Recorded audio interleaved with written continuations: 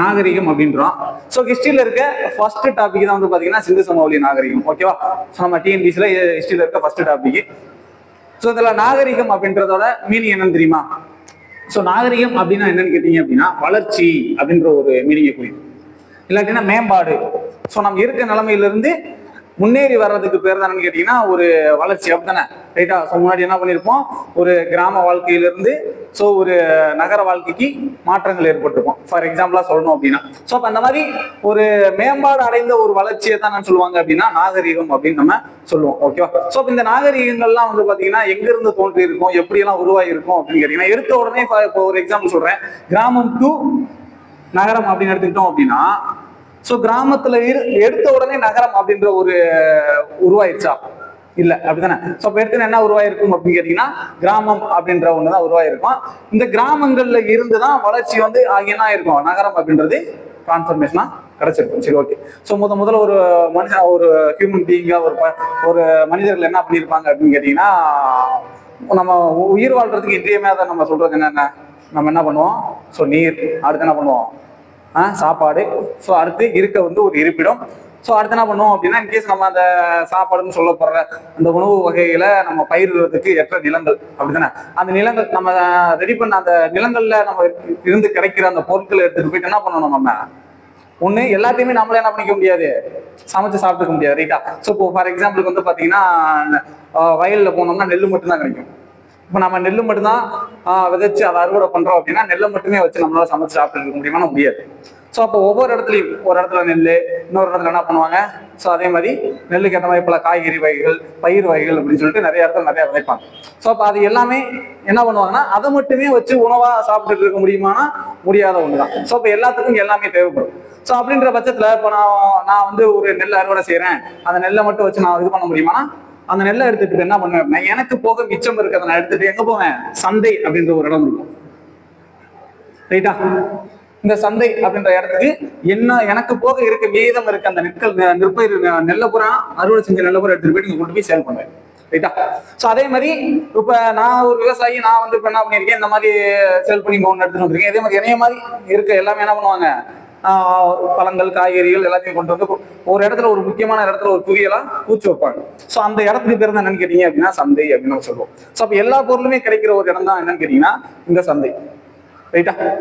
சரி, இந்த சந்தையை சுத்தி உருவாகிற ஒரு வாழிடங்கள் தான் என்னன்னு சொல்லுவாங்க அப்படின்னு கேட்டீங்கன்னா நகரங்கள் அப்படின்னு நம்ம சொல்லுவோம். ஓகேவா?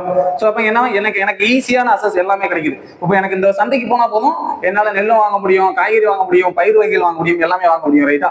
ஸோ அப்ப இப்படி சந்தையை சுத்தி உருவாகிற ஒரு வாழிடங்கள் தான் என்ன சொல்லுவாங்க அப்படின்னா நகரம் அப்படின்னு சொல்லுவாங்க. இதுக்கு அடித்தளம் போட்டதே எதுனா இந்த கிராமங்கள் தான். ஸோ கிராமங்களை ஏன் வந்து அந்த கிராமங்களையும் பர்டிகுலரா எந்த இடத்த சூஸ் பண்றாங்க அப்படின்றத நமக்கு தெரிஞ்சிருக்கணும். ஸோ ஆற்றங்கரைகள் அப்படின்னு சொல்லுவோம். அதென்ன ஆற்றங்கரைகள்ல ஏன் சூஸ் பண்றாங்க அப்படின்னு கேட்டீங்க அப்படின்னா ஆற்றங்கரைகள் அப்படின்னு எடுத்துக்கிட்டோம் அப்படின்னா இப்போ தண்ணி நான் சொன்னேன், நம்ம உயிர் வாழ மிகவும் இன்றியமையாத ஒன்றுன்னு கேட்டீங்கன்னா நீர் அப்படின்னா தண்ணி கிடைச்சிருது. ரைட்டா? தண்ணி நமக்கு என்னவா கிடைச்சிருது, ஆத்துல இருந்து கிடைச்சிருது. ஸோ அதை விட்டீங்க அப்படின்னா நமக்கு விவசாயம் பண்றதுக்கான தண்ணியும் கிடைச்சிருது. இது இல்லாம போக்குவரத்துக்கும் நீரால் என்ன பண்ணுது, யூஸ் பண்ண முடியும். இப்ப கொஞ்சம் நல்ல ஆழமா இருக்க பகுதிகள்ல இருந்து இன்னொரு இடத்துக்கு கொண்டு போறதுக்கு ஈஸியா என்ன பண்ணுது, அந்த போக்குவரத்தை படகு மூலியமா கொண்டு போய் ஈஸியா சேர்க்கலாம். ஸோ அப்ப இதெல்லாம் மைண்ட்ல வச்சுதான் என்ன பண்றாங்க அப்படின்னா முன்னாடி வாழ்ந்த அந்த மனிதர்கள் என்ன பண்ணியிருக்காங்க, ஆற்றங்கரையை தான் ஃபர்ஸ்ட் கான்செப்டா எடுத்து வச்சிருப்பாங்க. ஓகேவா? ஸோ அப்ப இந்த ஆற்றங்கரையில இருந்துதான் இந்த நாகரிகம் அப்படின்ற ஒரு இதே வந்து உருவாக ஆரம்பிச்சிச்சு. ஓகேங்களா? ஸோ இதை சொல்றதுக்காக தான் இவ்வளவு தூரம் இந்த கதையெல்லாம் நம்ம பார்த்தோம். சரி, இப்ப இந்த நாகரிகம் அப்படின்னு எடுத்துக்கிட்டீங்கன்னா உலகில வந்து ஒரு 4 வகையான தொன்மையான நாகரிகங்கள் இருந்ததா சொல்லப்படுறாங்க. ஸோ என்னென்ன நாகரிகங்கள் அப்படின்னு எடுத்துக்கிட்டோம் அப்படின்னா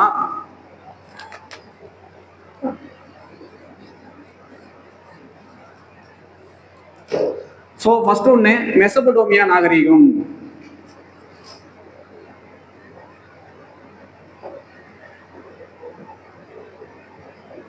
ரெண்டாவது சிந்துவெளி நாகரிகம், இல்லைன்னா சிந்து சமவெளி நாகரிகம். ஸோ மூணாவதா வந்து பாத்தீங்கன்னா சீன நாகரிகம், நாலாவதா எகிப்து நாகரிகம். மாற்றி சொல்லிட்டேனா? ஸோ மெசபடோமியா நாகரிகம் அப்படின்னு எடுத்துக்கிட்டீங்க அப்படின்னா 3000 500 to 2000 பொது ஆண்டுக்கு முன் அப்படின்னு நம்ம சொல்லுவோம். ஸோ அதே மாதிரி சிந்து சமவெளி நாகரிகத்தோட இயர் எடுத்துக்கிட்டோம் அப்படின்னா 3300 to 1900. ஸோ அதே மாதிரி இதை வந்து 3000 சீன நாகரிகம் 3100 to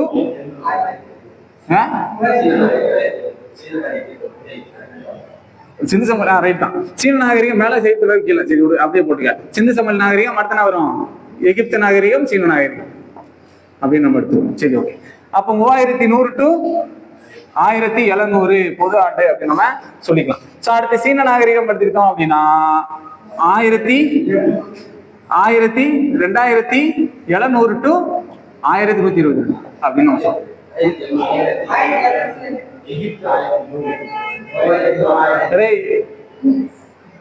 எகிப்து ரைட் தான் 3100 2100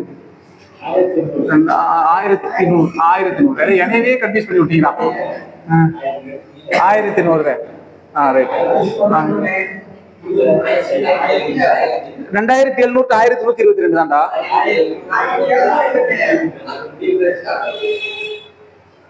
என்னடா சொல்றீங்க?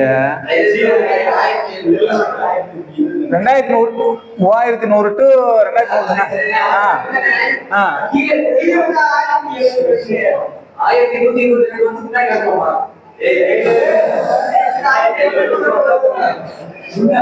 போதுமாடா?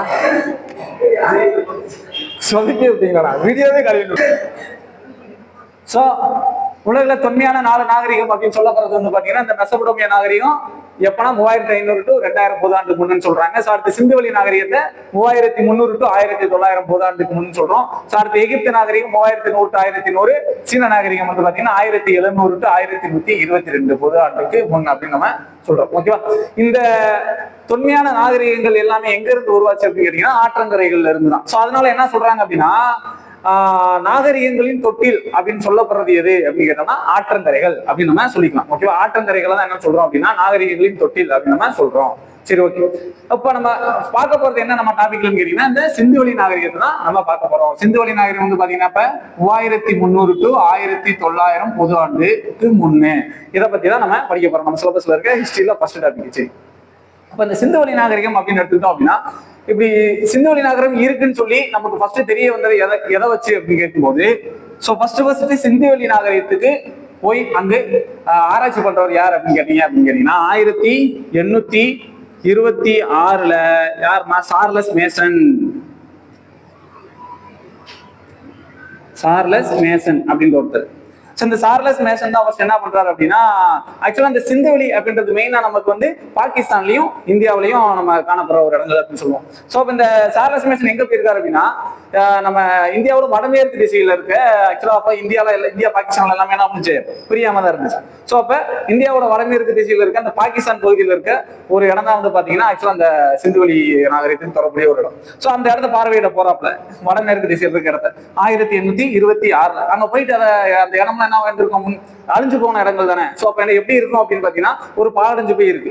ஓகேவா? ஸோ அப்ப அதை பார்த்துட்டு இவரோட புக்ல என்ன பண்றாரு அப்படின்னா அந்த பாழடைந்த செங்கற்கோட்டை உயரமான கோபுரங்களுடனும் மலை மீது அழகாக கட்டப்பட்டுள்ளது அப்படின்ற ஒரு வார்த்தையை அவரோட புக்ல எழுதி வைக்கிறார். ஸோ அப்ப இவர் எழுதின அந்த புக் இருக்கு பாத்தீங்கன்னா அந்த புக் தான் வந்து பாத்தீங்கன்னா ஃபர்ஸ்ட் இந்த சிந்துவெளி நாகரிகம் இருப்பதற்கான ஒரு சான்றாவே கருதப்பட்டதா சொல்லப்படுறாங்க. ஸோ இந்த சார்லஸ் மேசன் ஆர் அப்படின்னு கேட்டீங்க அப்படின்னா இவர் வந்து பாத்தீங்கன்னா ஒரு இங்கிலாந்து நாட்டை சேர்ந்த ஒருத்தர். ஸோ இங்கிலாந்து நாட்டை சேர்ந்த ஒருத்தர். அது மட்டும் இல்லாமல் அப்பெல்லாம் வந்து அந்த 1826 பீரியட்ல நம்ம என்ன பண்ணியிருக்கோம் அப்படின்னா அந்த கிழக்கிந்திய கம்பெனிகள் சொல்லுவோம், ஆங்கிலேய கிழக்கிந்திய கம்பெனி ஆட்சி. ஸோ அப்ப அந்த கம்பெனியின் ஆட்சியின் கீழ் பணிபுரிஞ்ச ஒரு படை வீரர் மற்றும் ஒரு ஆராய்ச்சியாளராக இருந்தவர் தான் வந்து பாத்தீங்கன்னா இந்த சார்லஸ் மேசன் அப்படின்னு நம்ம சொல்லிக்கலாம். ஓகேவா? சரி, அடுத்து வந்து 26 இவர் வந்து இது போயிட்டாரு. ஸோ இதுக்கப்புறம் யாரெல்லாம் வந்தாங்க வருகை தந்தவர்களை பத்தி நம்ம பாத்துக்கலாம். ஃபர்ஸ்ட் 1826 சார்லஸ் மேசன் வராரு. ஸோ அந்த மேசன் என்ன பண்றாருன்னா அங்க இருக்க இடுபாடுகளை வச்சுதான் அவரோட புக்ல என்ன பண்றாருன்னு சொன்னேன் அந்த பாலாட்டு செங்கல்கட்டை உயரமாகவும் அழகான கோபுரங்களுக்கும் காட்சி அளிக்குது அப்படின்ற வார்த்தையை சொன்னாருன்னு சொன்னோம். ஸோ அந்த ஒரு புக்ல இருந்துச்சு. அதான் வந்து அந்த சிந்து சமவெளி நாகரிகம் இருந்ததுக்கான முதல் சான்று அப்படின்னு நம்ம சொல்லியாச்சு. சரி ஓகே. ஸோ அடுத்து 1831 யார் வந்திருப்பா அப்படின்னா அலெக்சாண்டர் பர்ன்ஸ் அப்படின்னு கேட்டீங்கன்னா எங்க வந்திருப்பாருன்றது முக்கியம். அம்ரி அப்படின்ற ஒரு இடத்துக்கு. அம்ரி இந்த அம்ரின்ற இடம் வந்து பாத்தீங்கன்னா இந்த ஹரப்பாவோட தொடர்பாடு சிந்து சமவெளி நாகரிகம் என்ன பண்ணிருப்போம், ஹரப்பான் மோஜோதரம் பெருசா தெரிஞ்சிருக்கும். ஓகேவா? சோ அந்த ஹரப்பாவோட நெருங்கிய தொடர்புடைய இன்னொரு இடம் தான் வந்து பாத்தீங்கன்னா இந்த அம்ரி அப்படின்ற ஒரு இடம். இந்த அம்ரின்ற இடத்துல வந்து 1831 அலெக்சாண்டர் பர்ன்ஸ் வந்து என்ன பண்ணிருப்பாப்ல, அவரோட ஆராய்ச்சியை ஸ்டார்ட் பண்ணிருப்பாரு. சரி, ஓகே. சோ அடுத்து யார் வந்திருப்பாங்க அப்படின்னு பாத்தீங்கன்னா அலெக்சாண்டர் கன்னிகாம் அப்படின்னு ஒரு அலெக்சாண்டர் கன்னிகாம். யார் இந்த அலெக்சாண்டர் கன்னிகாம் அப்படின்னு கேட்டீங்கன்னா இவர் வந்து ஒரு ஃபீல்டு சர்வேயர். ஃபீல்டு சர்வேயர் என்ன அர்த்தம், நில அளவையர் அப்படின்னு நம்ம சொல்லுவோம். சோ எப்பெல்லாம் வந்துட்டு போறாருன்னா 1853, 1856, 1875 இப்படி ஒரு 3 இயர் என்ன பண்றாரு அப்படின்னா அவர் இங்க இருந்து இந்தியா பார்வையிட்டு அவரோட அந்த நில அளவியல் வேலைகள்லாம் செய்ய வந்திருக்காரு. சோ அப்பதான் வந்து பாத்தீங்கன்னா இந்த 1856 இருக்குல்ல, இந்த 1856 என்ன பண்ணிருப்பாங்க அப்படின்னா லாகூர் டு கராச்சி இல்லாட்டினா முல்தான் அப்படின்னு சொல்லுவாங்க. கராச்சி இல்லாட்டினா முல்தான் அப்படின்னு சொல்லப்படுற ஒரு இடம். இங்க வந்து ஃபர்ஸ்ட் ட்ரெயின் ட்ராக் போடுறதுக்காண்டி என்ன பண்றாங்கன்னா நிலத்தெல்லாம் தோன்றாங்க. ஸோ முதல்ல நம்ம பார்த்திருப்போம் 1853 என்ன பண்ணிருப்பாங்க, ட்ரெயின் ட்ராக் வந்து ஸ்டார்ட் பண்ணிருப்பாங்க மும்பை டு தானே அப்படிலாம் பார்த்துருப்போம். ஸோ அதோட கண்டினியூட்டியா வந்து 1856 லாகூர் டு கராச்சிக்கு என்ன பண்றாங்க அப்படின்னா நிலத்தெல்லாம் தோண்டி வந்து அந்த ட்ரெயின் ட்ராக் போடுறதுக்கு தோண்டும் போது வித்தியாசமா கற்கள் பார்த்துருக்காப்ல. பார்த்துட்டு இவர் என்ன பண்றாரு, ஆனா அங்க இருக்க மக்கள் என்ன பண்றாங்க அப்படின்னா அந்த வேலை செஞ்சுட்டு இருப்பாங்களே, ஸோ அந்த வேலை செஞ்சுட்டு இருந்தவங்க என்ன பண்றாங்க, இது ஏதோ சும்மா நிலத்தை தோணால கிடைச்ச ஒரு கற்கள், இது அவ்வளவு பெரிய விஷயம் இல்லை அப்படின்ற போது, பட் ஆனா இவருக்கு தோணிக்கிட்டே இருந்திருக்கும் இதுல ஏதோ ஒன்று இருந்திருக்கு, மக்கள்கள் வாழ்ந்திருப்பாங்க, அதை வாழ்ந்தனாலதான் அந்த கற்கள் வந்து வித்தியாசமா இருக்கு. அப்ப இதை வந்து நம்ம ஏதாவது ஒண்ணு இதோட கண்டுபிடிப்பா நம்ம இது பண்ணணும். ஸோ இதுக்கு பின்னாடி என்னமோ ஒன்று இருக்கு அப்படின்னு சொல்லி அந்த கற்களை பார்த்து என்ன பண்றாரு, தொல்லியல் துறை அப்படின்ற ஒரு துறையை வந்து ஸ்டார்ட் பண்ணணும் அப்படின்றதுல ஒரு இது வந்து கொண்டு வந்திருப்பாங்க. ஸோ அப்ப இவரோட முயற்சியில தான் வந்து பாத்தீங்கன்னா 1861 ASI அப்படின்னு சொல்லுவாங்க, ஆர்கியாலஜிக்கல் சர்வே ஆஃப் இந்தியா, அதாவது இந்திய தொல்லியல் துறை அப்படின்ற ஒரு துறையை வந்து இவரோட உதவியில தான் என்ன பண்ணிருக்கோம், ஏற்படுத்தப்பட்டிருக்கோம். ஓகேவா? சரி, இதோட தலைமையகம் அப்படின்னு எடுத்துக்கிட்டோம் அப்படின்னா புதுடில்லியில தான் இதோட தலைமையகம் இருக்கு. சரி, அதுக்கப்புறம் வந்தாரு போனாரு புரிஞ்சிருச்சு. அதுக்கப்புறம் ரொம்ப நாள் கிடப்பிலே கிடந்துச்சு. இவர் வந்தாரு, அலெக்சாண்டர் கன்னிகாமோட என்ன பண்ணாங்க, அதுக்கப்புறம் இது கிடப்பிலே போட்டாங்க. அப்ப திரும்ப வந்து அதோட புரட்டி போட்டு இதை கண்டினியூட்டி கொண்டு வரணும், அதை வந்து ஆராய்ச்சி பண்ணி இதுக்கு பின்னாடி என்ன இருக்குன்னு சொல்லி கண்டுபிடிக்கிற அந்த இது முனைப்புக்கு யாருமே என்ன பண்ணல, போகல. சோ அதுக்கப்புறம் வந்து பாத்தீங்கன்னா இந்த ஏஎஸ்ஐயோட இயக்குனரா வந்து யார் பொறுப்பேற்கிறா அப்படின்னு கேட்டீங்கன்னா சர் ஜான் மார்ஷல் அப்படின்னு ஒருத்தர். சர் ஜான் மார்ஷல் இவர் வந்து ஏஎஸ்சின்னு சொல்ல போற இந்த துறையோட இயக்குனரா பொறுப்பேற்கிறாப்ல. சோ அப்ப இவர் என்ன பண்றாரு அப்படின்னா 1920 to 21 ஹரப்பாவுக்கும் மோஹஞ்சதாரோவுக்கும் ஏதோ ஒரு பொதுவான அம்சம் இருக்கு, அப்ப நீங்க அங்க போய் என்ன பண்ணுங்க, ஆராய்ச்சி பண்ணுங்க அப்படின்ற மாதிரி ஆராய்ச்சியை தொடங்குறாப்ல. யார் அப்படின்னா இந்த ஏஎஸ்சி துறையினோட இயக்குனரான சர் ஜான் மார்ஷல் வந்து என்ன பண்றாரு, அந்த 1920 to 21 காலகட்டத்துல என்ன பண்றாங்க அப்படின்னா அங்க ஒரு ஆராய்ச்சியை மேற்கொண்டுட்டு 1924 என்ன சொல்றாங்க அப்படின்னா ஹரப்பாவுக்கும் மோஹஞ்சதாரோவுக்கும் இடையே கண்டி பண்றியா. சோ 1924 என்ன பண்றாங்க அப்படின்னா ஹரப்பாவுக்கும் மோஹஞ்சதாரோவுக்கும் வந்து பாத்தீங்கன்னா ஒரு பொதுவான அம்சம் இருக்கு அப்படின்றத என்ன பண்றாங்க அப்படின்னா கண்டுபிடிக்கிறாங்க. ஓகேவா? சோ அதுக்கப்புறம் யாரெல்லாம் வந்திருப்பா அப்படின்னு கேட்டீங்கன்னா 1940 REM வீலர் இல்லாட்டினா RE மார்டிமர் வீலர் அப்படின்னு நம்ம சொல்லுவோம். ஓகேவா? இவர் வந்து ஹரப்பாவில் ஆராய்ச்சி பண்ணியிருப்பாப்ல.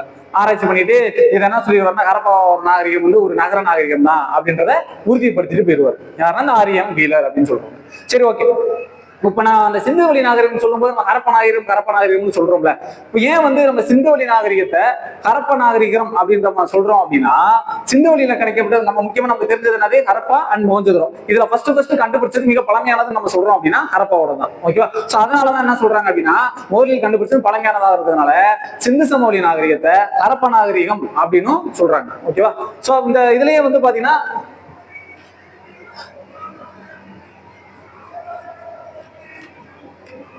ஹரப்பாவிலே வந்து 3 விதமா பிரிப்போம். சோ தொடக்க கால ஹரப்பா, அடுத்து வந்து பாத்தீங்கன்னா முதிர்ச்சி அடைந்த ஹரப்பா, முதிர்ச்சி அடைந்த ஹரப்பா, அடுத்து வந்து பாத்தீங்கன்னா பிற்கால ஹரப்பா அப்படின்னு சொல்லி ஒரு மூணா வந்து என்ன பண்ணுவோம் அப்படின்னா அந்த ஹரப்ப பண்பாடை ஒரு 3 வகையா பிரிப்போம். ஹரப்ப பண்பாடு சிந்து வெளி நாகரிகம் ஆக்சுவலா ஒண்ணுதான். ஓகேவா? ஏன்னா முன்னாடி கண்டுபிடிச்சாலும் அந்த ஹரப்ப நாகரிகத்தை சிந்து வெளி நாகரிகம்னு சொல்லிக்கலாம், சிந்து வெளி நாகரிகத்தை ஹரப்ப நாகரிகம்னு சொல்லிக்கிறாங்க. ஓகேவா? சோ அப்ப தொடக்க கால ஹரப்பான்றது வந்து பாத்தீங்கன்னா 3000 to 2600 பொது ஆண்டு. அதே மாதிரி 2600 to 1900 வந்து பாத்தீங்கன்னா முதிர்ச்சி அடைந்த ஹரப்பா வருது. பிற்கால ஹரப்பா வந்து பாத்தீங்கன்னா 1900 to 1700 அப்படின்னு சொல்றாங்க. இதை ஏன் நான் சொல்ல வரேன் அப்படின்னா, இப்ப எடுத்த உடனே ஒரு நகரம் உருவாகாதுன்றதை நம்ம முன்னாடியே பார்த்தோம். சோ அப்ப கிராமத்தோட வளர்ச்சி இருந்திருக்கும், அடுத்த நகரத்தோட வளர்ச்சி இருந்திருக்கும், அடுத்தது இல்லாமலே போனதுக்கான காலகட்டங்கள் இருந்திருக்குல்ல. சோ அப்ப 3 விதமா பிரிச்சதுதான் வந்து பாத்தீங்கன்னா இந்த ஹரப்பாவோட பண்பாடு. சோ இதுல வந்து பாத்தீங்கன்னா ஃபர்ஸ்ட் கண்டிப்பா என்னவா இருந்திருக்கும், கிராமத்துக்கான கூறுகள், கிராமம் தான் ஃபர்ஸ்ட். சோ இப்ப கொஸ்டின் எப்படி கேட்பாங்க அப்படின்னா, சிந்துவெளி நாகரிகத்தில் கிராமத்திற்கான கூறுகள் இருந்தது எந்த கரப்பா காலகட்டத்தில் அப்படின்னு எடுத்துக்கிட்டீங்க அப்படின்னா தொடக்க கால கரப்பா. இதே வந்து நகரத்துக்கான கூறுகள் எங்க இருந்துச்சு அப்படின்னு கேட்டீங்கன்னா முதிர்ச்சி அடைந்த கரப்பா காலத்துல காணப்படுச்சு அப்படின்னு நம்ம சொல்லலாம். அடுத்து பிற்காலத்துல என்ன ஆயிடுச்சு, அவ்வளவுதான், அது வீழ்ச்சி அடைய தொடங்கிருச்சு. வீழ்ச்சி அடைய தொடங்கியது வந்து பாத்தீங்கன்னா 1900 to 1700 பொது ஆண்டுக்கு முன். ஓகேவா? சோ இந்த பொது ஆண்டுக்கு முன்னதை மறந்துடக்கூடாது.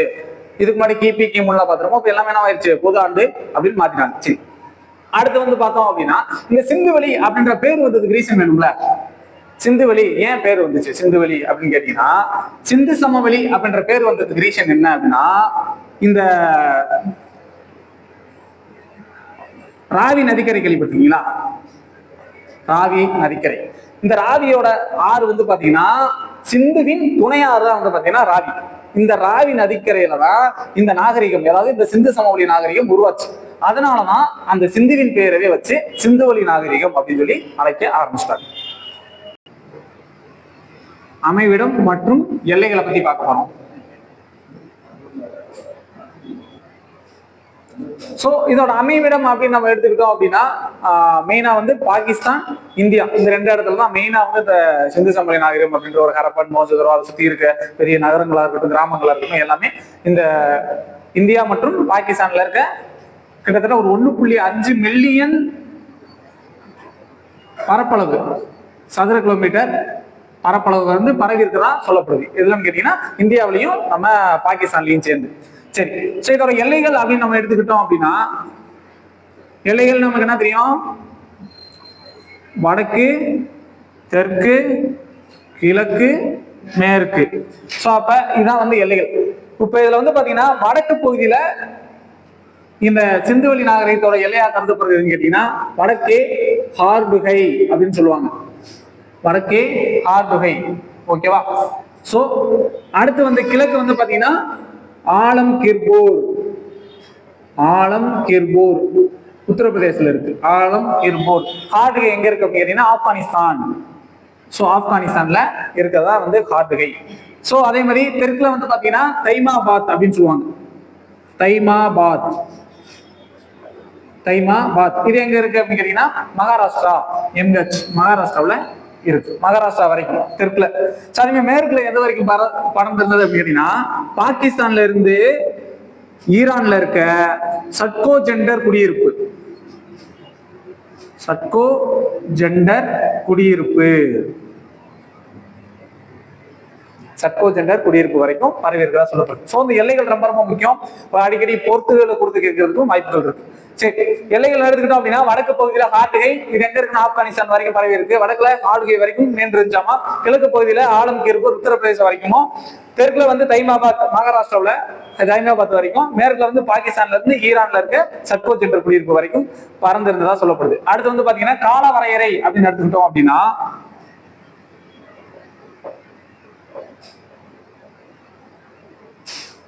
கால வரையறை அப்படின்னு எடுத்துக்கிட்டோம் அப்படின்னா இதோட காலம் என்ன காலம், செம்பு காலமா வெண்கல காலமா? ரெண்டுமே ஒண்ணுதான். செம்பும் வெண்கலமும் ஒரேதான். ஓகேவா? வெண்கலத்துக்கு கீழே தான் செம்பு வரும். சோ அப்ப இதை செம்பு காலம்னாலும் சரி இல்ல வெண்கல காலம்னாலும் சரி. ஓகேவா? இதன் பரப்பளவு அப்படின்னு எடுத்துக்கிட்டோம் அப்படின்னா 13 லட்சம் சதுர கிலோமீட்டர், சதுர கிலோமீட்டர் வரைக்கும் பரவி இருக்கு. இதோட அமைவிடம், அமைப்பு அப்படின்னு எடுத்துக்கிட்டோம் அப்படின்னா எங்க அமைஞ்சிருக்கு அப்படின்னு கேட்கும்போது தெற்கு ஆசியா. தெற்கு ஆசியா, ஆசியாவின் தெற்கு பகுதியில் அமைஞ்சிருக்கிறதா வந்து பாத்தீங்கன்னா இந்த சிந்து சமவெளி நாகரிகம் அப்படின்னு சொல்றாங்க. சரி, ஓகே. அடுத்து வந்து நகரங்கள் நம்ம எடுத்துக்கிட்டோம்னா ஒரு 6 பெரிய நகரம் இருக்குதா சொல்றாங்க. அதே மாதிரி கிராமங்கள் அப்படின்னு எடுத்துக்கிட்டோம் அப்படின்னா 200க்கும் மேற்பட்ட கிராமங்கள் இருக்கிறதாகவும் சொல்லப்படும். ஸோ அப்போ இந்த டேட்டா பேஸ்லாம் நமக்கு ரொம்ப ரொம்ப இம்பார்ட்டன். இதை வச்சு அடிக்கடி கொஸ்டின் கேட்டுக்கிட்டே இருப்பாங்க. ஸோ இந்த 13 லட்சம் சதுரகிராம் கொஸ்டின் கேட்டாங்க. ஸோ அதே மாதிரி எங்க அமைஞ்சிருக்கு தெற்கு ஆசியாவில், அதே மாதிரி இதோட காலம் என்ன, செம்பு அல்லது வெண்கல காலம். வெண்கல காலம்னா ரைட் தான், இல்லை செம்புனாலும் கரெக்ட் தான். ஸோ அதே மாதிரி அமைப்புனா அதே மாதிரி நகரங்கள் கேட்பாங்க. 6 பெரிய நகரங்கள், 6க்கும் மேற்பட்ட நகரங்களே இருக்கு. ஸோ ஓகேவா. ஸோ கிராமங்கள் அப்படின்ற போது 200க்கும் மேற்பட்ட கிராமங்களுமே இருந்ததாக சொல்லப்படும். சிந்துவெளி நாகரிகத்தில் இருக்க இந்த பெரிய நகரங்கள், முக்கியமான நகரங்கள் சொல்லப்படுற நகரங்கள்ல நம்ம கொஞ்சம் பார்க்கலாம். ஸோ இப்போ ஹரப்பா அப்படின்னு எடுத்துக்கிட்டீங்க அப்படின்னா பஞ்சாப்.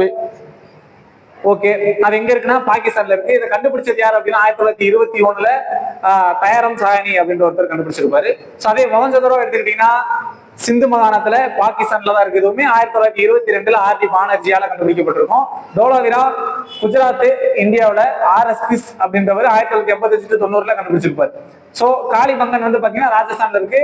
இந்தியாவில PP Lal, PK Dabur 1960 கண்டுபிடிச்சிருப்பாங்க. So பனாவலின்னு எடுத்தோம்னா ஹரியானா இந்தியாவில இருக்கு. RS 1974 கண்டுபிடிச்சிருப்பாரு. சோ ராகி கர்கி ஹரியானா இந்தியாவில 1950 ஆரிய மீலர் கண்டுபிடிச்சிருப்பாரு. சோ சர்கோட்டா அப்படின்னு குஜராத்ல இந்தியாவில இருக்கு. 1964 JP ஜோஷியல் கண்டுபிடிச்சிருப்பாரு. லோத்தல் வந்து குஜராத்ல இந்தியாவில இருக்கு. 1953 SR ராவ் கண்டுபிடிச்சிருப்பாரு. சோ சங்குதாரோ அது வந்து பாத்தீங்கன்னா சிந்து நதிக்கரையில இருக்க ஒரு நகரம். சோ அடுத்து சுத்கோ சென்டர் அப்படின்றது பலுசிஸ்தான் நாட்டுல இருக்குது. சோ அடுத்து ரூப்பர் அப்படின்னு எடுத்துக்கிட்டோம் அப்படின்னா பஞ்சாப்ல இருக்கிறது. 1953 OT சர்மா அப்படின்றவரால கண்டுபிடிக்கப்பட்டிருக்கும். ஓகே, சோ இதை வச்சு என்னென்ன கொஸ்டின்ல கேட்பாங்க அப்படின்னா அது ரொம்ப இம்பார்ட்டன்டா நம்ம சொல்ல போற நம்ம பாக்குறது வந்து நமக்கு ரெண்டையும் நமக்கு ஆல்மோஸ்ட் நம்ம எல்லாத்தையுமே தெரிஞ்சிருக்கும். சோ அப்ப இத்தனை எழுதி போட்டிருக்குமே, இதுல ஒவ்வொரு நகரத்துக்கும் ஒரு தனி சிறப்பு இருக்கு. ஓகேங்களா. சோ அப்படி என்ன அப்படின்னு எடுத்துக்கிட்டோம் அப்படின்னா ஃபர்ஸ்ட் ஹரப்பா அண்ட் மொஹஞ்சதாரோ. இந்த ஹரப்பா அண்ட் மொஹஞ்சதாரோ நமக்கு தெரிஞ்ச விஷயம். இந்த ரெண்டும் சேர்ந்தா நம்ம என்ன படிப்போம் அப்படின்னா சிந்துவெளி நாகரிகம் அப்படின்னு சொல்லி நம்ம படிக்க போறோம். சோ இந்த ஹரப்பா அண்ட் மொஹஞ்சதாரோலயே எது பெருசு அப்படின்னு கேட்டீங்கன்னா மொஹஞ்சதாரோ தான் பெரியது.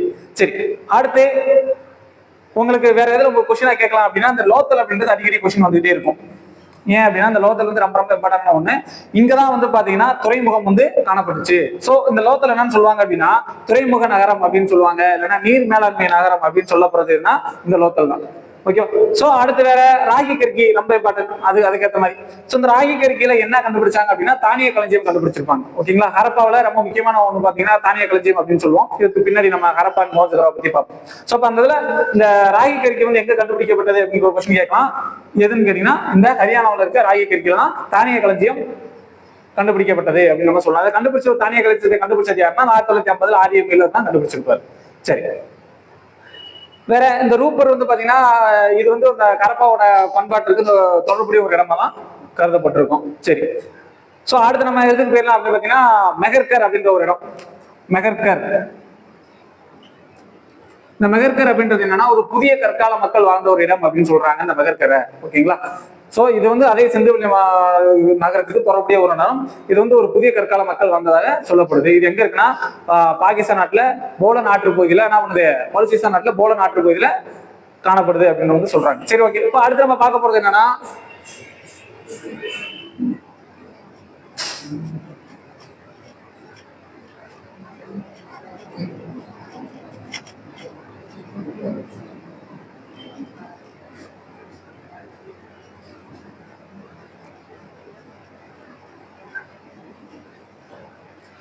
சோ அடுத்து ஹரப்பாவை பத்தி பார்க்கலாம். சோ ஹரப்பா அப்படின்றதோட மீனிங் என்ன அப்படின்னு எடுத்துக்கிட்டீங்க அப்படின்னா புதையுண்ட நகரம் அப்படின்னு சொல்லுவாங்க. புதையுண்ட நகரம் ஹரப்பா அப்படின்னா அதுக்கு பேர் வந்து புதையுண்ட நகரம். ஓகேவா. சோ இந்த ஹரப்பா ஃபர்ஸ்ட் எங்க இருந்துச்சு, யாரு கண்டுபிடிச்சா அப்படின்றத பாத்துக்கலாம். இந்த ஹரப்பா வந்து பாத்தீங்கன்னா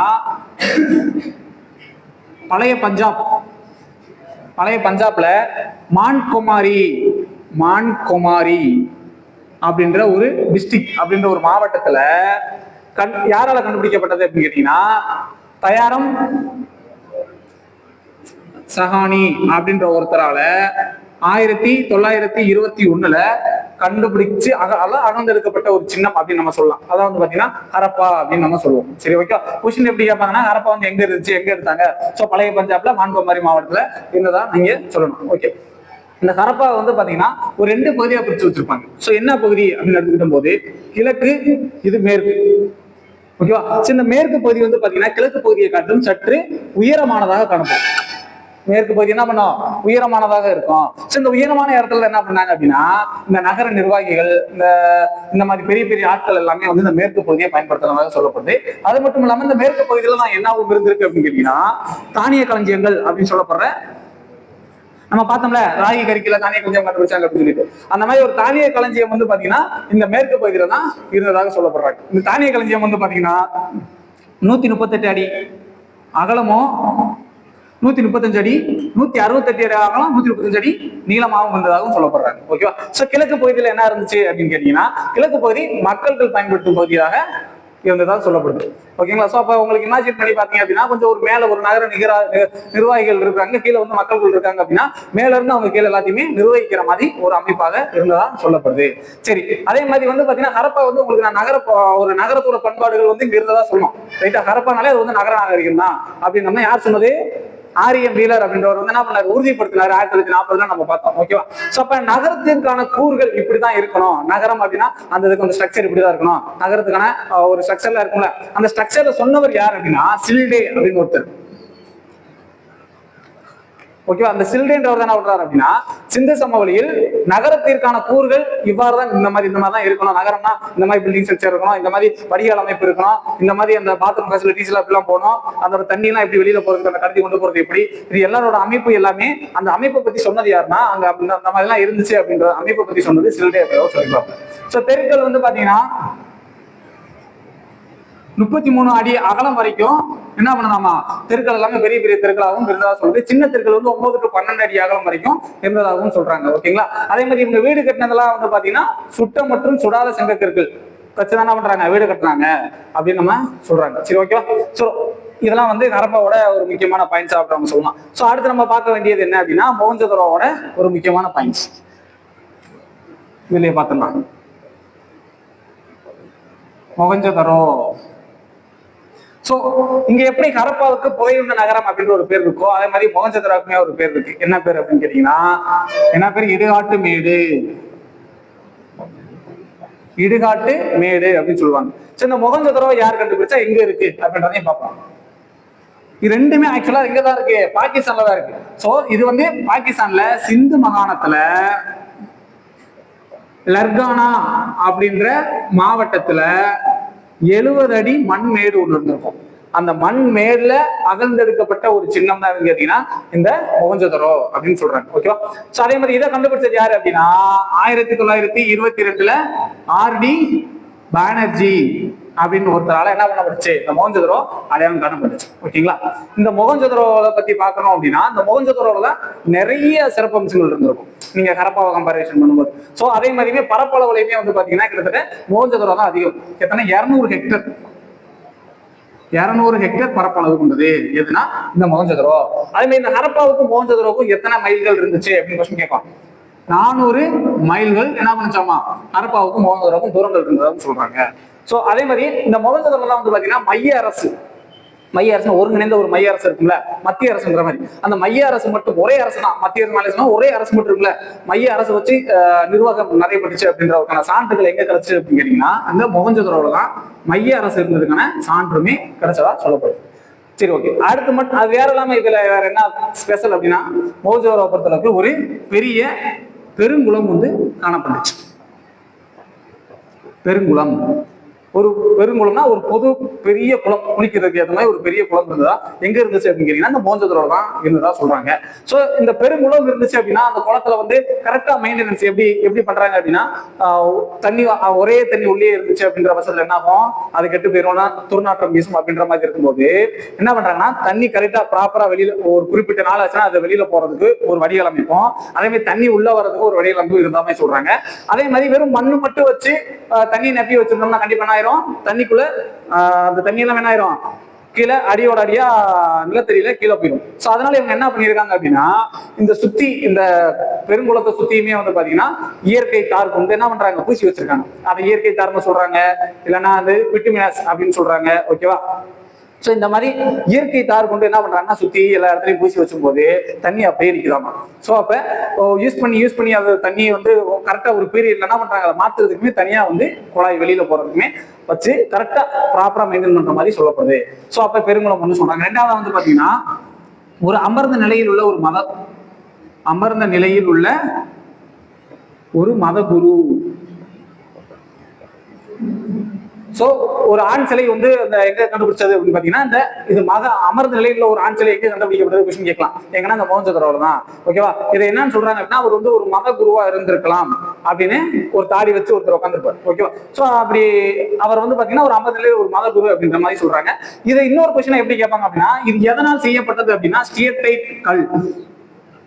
ஸ்டியர்டைட் கல்லால் செய்யப்பட்ட ஒரு மதகுரு தான் வந்து பாத்தீங்கன்னா இந்த அமர்ந்த நிலையில் உள்ள மதகுரு. சரி, ஓகே. சோ அடுத்து என்ன கண்டுபிடிச்சாங்க அப்படின்னா ஒரு பெண் சிலையும் ஒன்று கண்டுபிடிக்கப்பட்டது. ஒரு பெண் சிலை கண்டுபிடிச்சாங்க. சோ இந்த பெண் சிலை வந்து பாத்தீங்கன்னா வெண்கலம் அல்லது செம்பு அப்படின்னு வச்சுக்கலாம். வெண்கலம் அல்லது செம்பால் செய்யப்பட்ட ஒரு பெண் சிலை வந்து ஒன்று கண்டுபிடிச்சாங்க.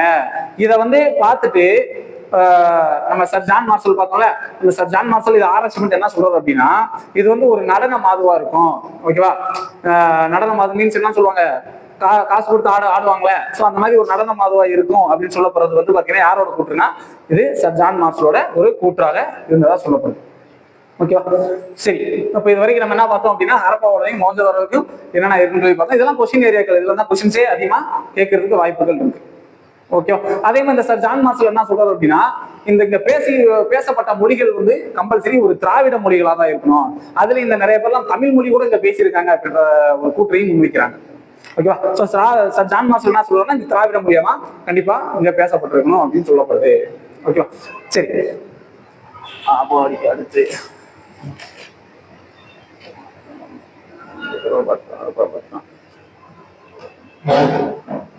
அடுத்து வாழ்வாதாரம் பொருளாதாரம் அப்படின்னு நம்ம பார்த்தோம் அப்படின்னா இவங்க வந்து அப்படி நான் இதாவே சொல்லிடுறேன். ஸோ வாழ்வாதாரத்துக்கு முக்கியமான வந்து வேளாண்மை தான் இவங்களோட முக்கிய வாழ்வாதாரமா இது பண்ணிக்கிட்டாங்க. ஓகேவா? ஸோ வேளாண்மைக்கு அப்புறமா இவங்க பார்த்தது வந்து பாத்தீங்கன்னா மேய்ச்சல், ஆடுகள் மாடுகள்லாம் வச்சு மேய்ச்சு அதுல இருந்து என்ன பண்ணாங்க, கால்நடைகள்ல இருந்தும் அவங்க வந்து வருமானம் வந்து ஈட்டப்பட்டது அப்படின்னு நம்ம சொல்லலாம்.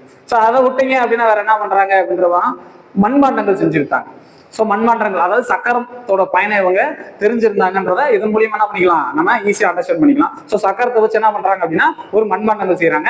அந்த மண்பாண்டம் வந்து என்ன கலர்ல இருக்குன்னு அடிக்கடி கொஸ்டின் கேட்டுருக்காங்க இந்த கொஸ்டின். ஸோ மண்பாண்டங்கள் வந்து சிவப்பு கலர்ல செய்யப்பட்டு அந்த சிவப்பு கலர் மண்பாண்டத்துல என்ன பண்றாங்கன்னா கருப்பு கலர்ல ஒரு வேலைப்பாடுகள் செஞ்சு அதை விற்கிறாங்க அப்படின்னு சொல்றாங்க.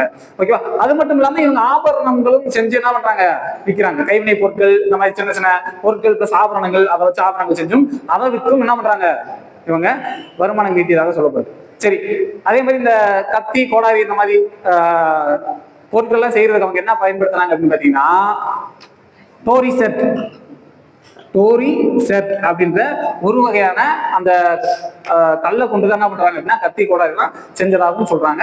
ஸோ அதே மாதிரி வந்து இந்த ஆபரணங்கள் செய்ய வந்து கார்னிலியன் அப்படின்ற மணி, சிவப்பு நிற மணிக்கற்கள், கார்னிலியன் சிவப்பு நிற மணிக்கற்களை பயன்படுத்தி தான் ஆபரணமும் செய்யப்பட்டது அப்படின்னு சொல்றாங்க. ஓகேவா? அதே மாதிரி இவங்களுக்கு வந்து குதிரையோட பயன் வந்து தெரியவே தெரியாது. குதிரையை பத்தி அறிந்திருக்கவே தெரியாது. குதிரைனா அப்படி ஒரு விலங்கு இருக்கா அப்படின்றதே தெரியாது உங்களுக்கு. ஓகேவா? ஆனா அதுக்குள்ள என்ன பண்றாங்க அப்படின்னா மாடுகளை பயனை இவங்க அறிஞ்சிருக்காங்க. ஓகேவா? சோ அப்ப இன்னொரு இடத்துக்கு போனோம் அப்படின்னா அவங்க எதை வச்சு மேபி போயிருக்கலாம் அப்படின்னா எருதுகள் இருக்குல்ல, எருதுகள் மூலியமா வண்டி பூட்டி போனதாக சொல்லப்படுறாங்க. ஓகேங்களா?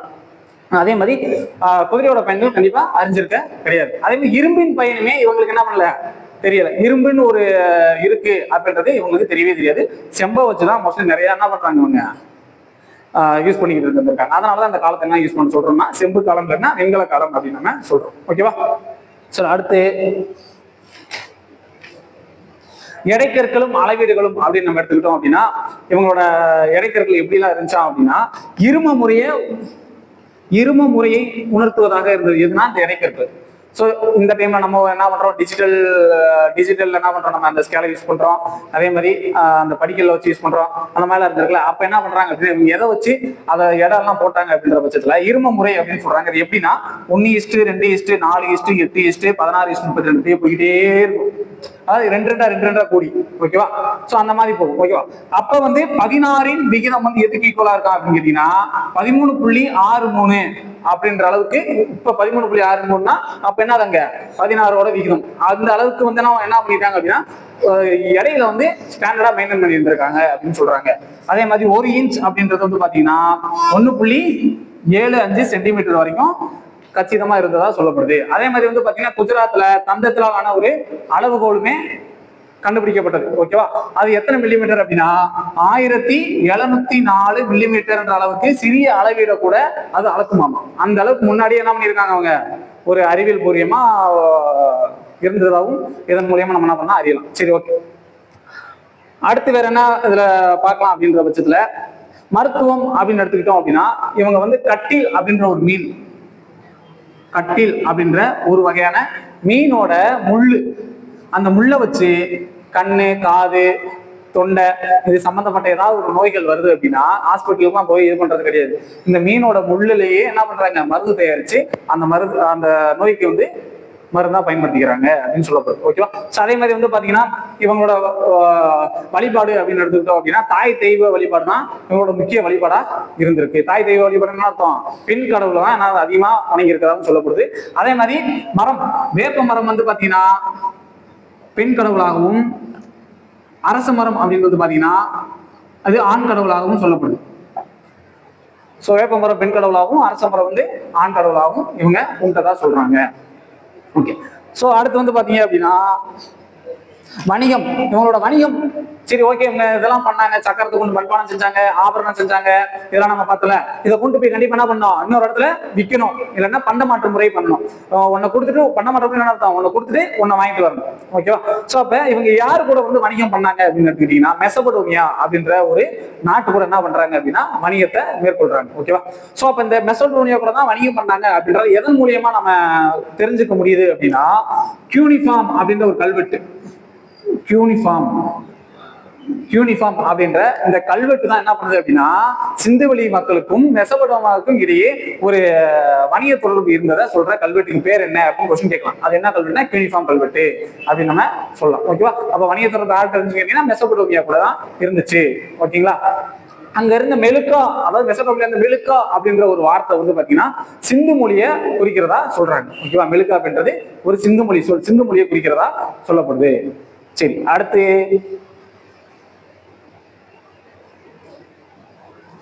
உங்களுக்கு ஆல்ரெடி இந்த குஜராத்ல சொல்லிட்டேன் கப்பல் கட்டும் தளம் இருக்கிறதா சொல்லியாச்சு. அடுத்து என்ன சொன்னோம், ராகி கற்கி வந்து 1950 ஆட்சி மீறதாக கண்டுபிடிக்கப்பட்ட ராகி கற்கில தானிய களஞ்சியம் அப்படித்தானே, தானிய களஞ்சியம் கண்டுபிடிச்சாங்க அப்படின்றதையும் நம்ம சொல்லியாச்சு. ஓகேவா? சோ இந்த குஜராத்ல இருக்க கப்பல் கட்டும் தளம் அதான் வந்து அவங்களோட துறைமுகமாகவும் இருந்திருக்கும். கண்டிப்பா நீர் மேலாண்மை நகரம் அப்படின்னு சொல்றதுதான் துறைமுக நகரம்னு சொல்றதுதான்.